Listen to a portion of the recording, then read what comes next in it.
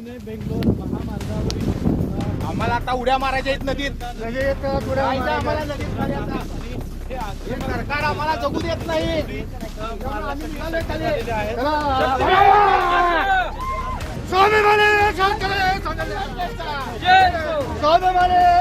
सरकार ऐकत नाही अजिबात आमचं. आम्हाला जगायचं नाही. कशासाठी जगायचं आम्हाला? तुम्ही काय करणार होता, कशासाठी? अहो, शक्तीपीठ आम्हाला गरज नसताना आमच्यावरती लादा लागलेले आहे आणि हे सरकार गेलं 1.5 वर्ष आमचं ऐकत नाही. नागपूर ते गोवा शक्तीपीठ महामार्गाला विरोध असतानाही राज्य सरकार हा महामार्ग रेटत असल्याचा आरोप करत शक्तीपीठ विरोधी महामार्ग कृती समितीच्या वतीनं आज पुणे बेंगलोर राष्ट्रीय महामार्ग रोखून धरण्यात आला. यावेळी संतप्त झालेल्या शेतकऱ्यांनी पंचगंगेत उडी घेऊन जलसमाधी घेण्याचा प्रयत्न केला. मात्र बंदोबस्तासाठी आलेल्या पोलिसांनी या शेतकऱ्यांना अडवलं. यावेळी शेतकऱ्यांनी शक्तीपीठ विरोधात प्रचंड घोषणाबाजी करून परिसर दणाणून सोडला. शक्तीपीठ महामार्ग रद्द. आम्हाला आता उड्या मारायच्या आहेत नदीत. आम्हाला नदीत काढायचा. हे सरकार आम्हाला जगू देत नाही. आम्ही निघालोय खाली.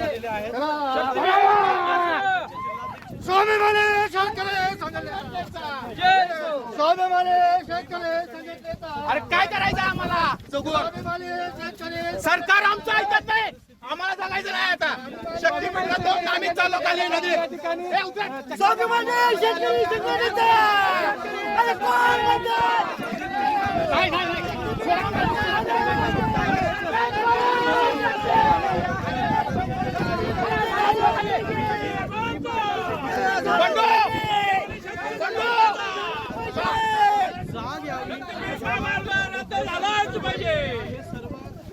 सरकार ऐकत नाही अजिबात आमचं. आम्हाला जगायचं नाही. कशासाठी जगायचं आम्हाला? तुम्ही काय करणार होता, कशासाठी? अहो, शक्तीपीठ आम्हाला गरज नसताना आमच्यावरती लादा लागलेले आहे आणि हे सरकार गेलं 1.5 वर्ष आमचं ऐकत नाही. आम्हाला आता जगायचंच नाही. कारण आम्हाला आमच्याजवळ पिकवायला जर शेती नसेल तर भविष्यात आम्ही खायचं काय? आता तात्पुरते आम्हाला ते पैसे देतील, पण आमचं पुढचे वारस खाणार काय? हा आमचा मोठा प्रश्न आहे. त्यामुळे आमची कुळी आता आम्हाला वाढवायचीच नाही. आम्हाला आत्महत्या करून जीव द्यायचा आहे, हेच मला आता सरकारला सांगायचं आहे. पंचगंगेमध्ये उडी मारण्यासाठी आलाय तुम्ही खरं तर? होय, कारण आज रस्ता रोको आम्ही केला होता. सरकार आमची दखल घ्यायला तयार नाही आणि जर असं होत असेल तर आम्हाला जगण्यात काय अर्थ आहे? आमच्या जमिनी जर असं काढून ते घेणार असतील तर आम्हाला आता जगण्यात काय अर्थ राहिलेला नाही. म्हणून आज खऱ्या अर्थानं कृषी दिन म्हणजे आज आमचा शेतकऱ्यांचा दिवस आहे, पण आज आमच्यावर ही नामुष्की ओढवलेली आहे. आम्ही लोकशाहीच्या मार्गाने हा आहे. कशासाठी? तर सरकारचे डोळे उघडावसाठी, सरकारपर्यंत आमचा आवाज, आमच्या व्यथा वेदना तिथपर्यंत पोहोचवण्यासाठी. पण पोलिसांनी आम्हाला जागोजागी अडवलं, तरी त्यातून आम्ही बांधावरनं वाटा काढून ह्या रस्त्यावर आलं आणि इथून आम्ही सरकारला इथं संदेश दिला की आमचं हे शक्तीपीठ महामार्ग रद्द करा. हा मार्ग आमच्यासाठी मारक आहे. गेले कित्येक दिवस आंदोलन, मोर्चे, निवेदनं सगळं देऊन सरकारला झालेलं आहे, तरीच सरकार त्याची दाद घ्यायला तयार नाही. म्हणून आम्ही ह्या शिवाजी पूल पंचगंगा नदीवरनं आम्ही जलसमाधी घ्यायला तयार आहोत. त्याचं कारण असं, एकीकडं आम्हाला सरकार चुकीच्या धोरणानं मारक ठरत आहे, दुसरीकडं आमचं शोषण होत असते आणि या शोषण व्यवस्था विरोधात आमचा आवाज सरकार जर घेत नसेल तर आम्ही लोकशाहीच्या मार्गानं इथं आम्ही आंदोलनाला आले. तर जर जगावं काय मरावं असा प्रश्न आमच्या पुढं आलाय. म्हणून जर आम्हाला ह्यातनं मोकळं करणार असेल तर एक तर पोलिसांच्याकडून आम्हाला गोळीबार घालून शिवाजी पुलावर टाकून द्या, नाहीतर आम्ही स्वतः पंचगंगे पुलावरनं जलसमाधी घेतो. एवढा आमचा निरोप सरकारपत्र पोहोचण्यासाठी हा अट्टाहास आम्ही केला आहे.